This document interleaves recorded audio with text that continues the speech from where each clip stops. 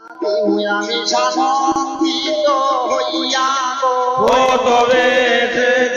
আইয়া দেব সানন্দিত হইয়া গো সত্য বলো বেউলা গো প্রথমে আমার দুঃখ শুনক সুন্দরী আরে গো শুনো গো সুন্দরে পরে দামু মাদুর গর হইতে শোনাই আনে গত পরি গো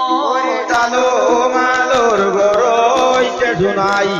আনে গট বড়ি গো সত্য বলো গো বেউলা গো